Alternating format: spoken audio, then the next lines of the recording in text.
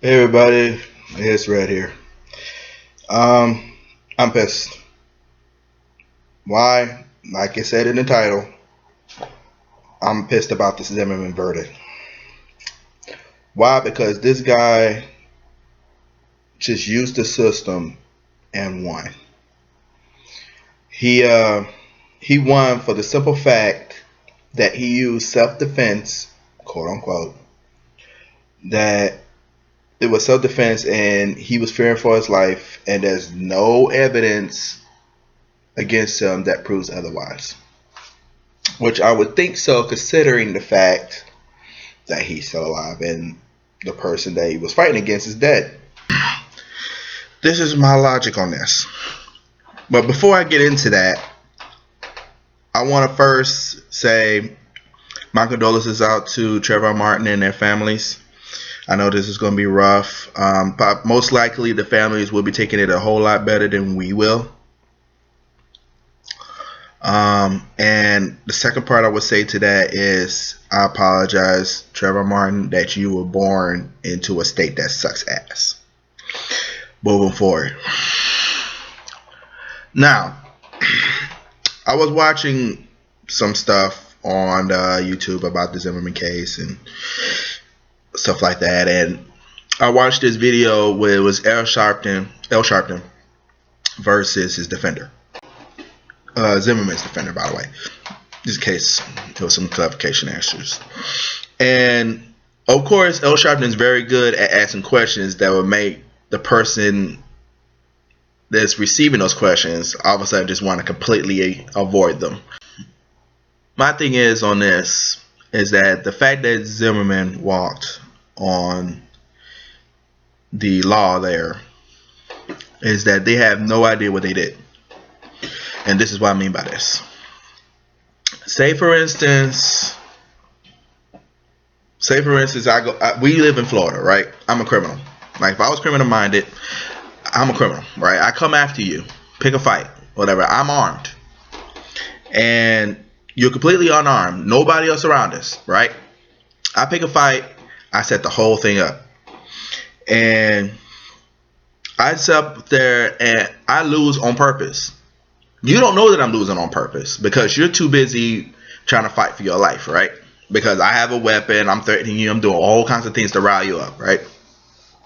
I'm losing. Based on the law, because now the tides have turned and now I'm fighting for my life, I now have the right to use deadly force. So to that law and to that logic, I kill you. That sucks, right? Based on the story, and if the story was applied to this situation, the police would show up and they would basically send me home because there is not enough information to hold me or detain me. So they'll basically release me, send me home. That's basically what happened to Zimmerman. He got sent home, and they basically came back to me or him later. Then later on, I get tried in court, and because I have nobody else to speak against me, you're dead, I can say I was using self-defense. I was feared for my life. I got the marks to prove it. I was fighting. It doesn't matter, the fact that you were smaller than me, you were lighter than me, the fact that you was unarmed, none of that matters. I came there with a weapon. I came there with basically an intent to kill. Which here in Texas, from what I'm understanding, I don't really know Texas law, but for what I know of, if I go after you with an intent to kill and you defend yourself and I kill you, I still get tried. I still go to jail.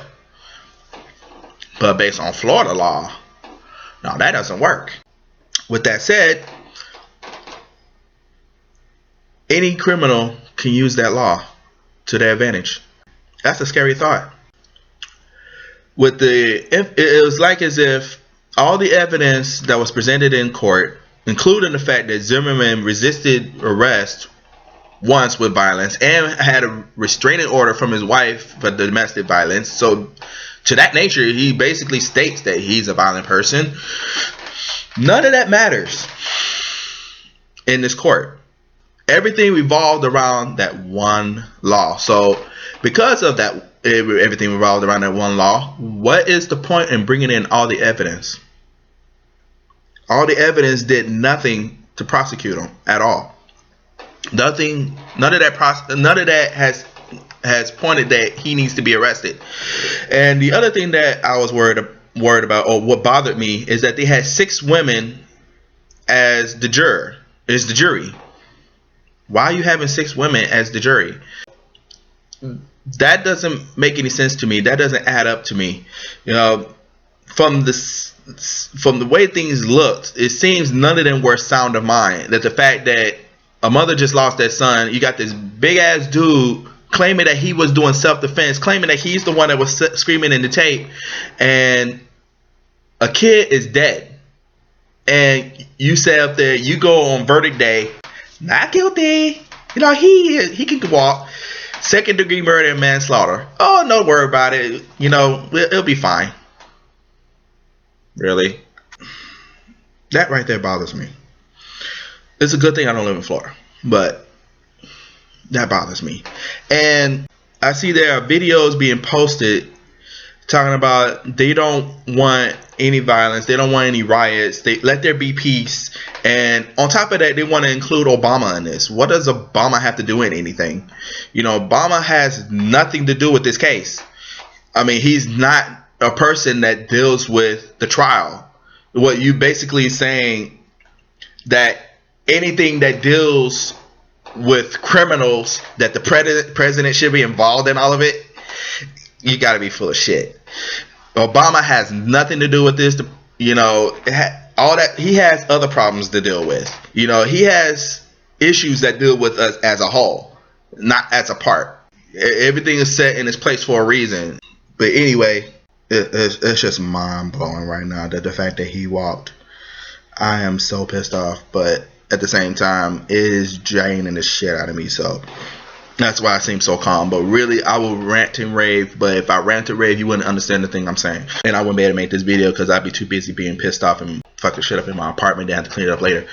This is amazing. And what gets me is that they sit up there and let a guy like him walk. But yet an innocent person who has things put up against him or her would be tried, sent to jail for life, be punished in jail in unmanageable ways. Yet a person like him who was caught red-handed on what he did, and he walks with 2nd degree murder and manslaughter. He was also resisting arrest with violence and also had a restraining order for domestic violence. So you basically let a violent person walk again. Florida sucks. So now it's question time. Here's a question for you. If you were a 17-year-old kid and you was attacked by a big guy with a gun, wouldn't you beat his ass too if you had the chance? I would. Red here, signing off.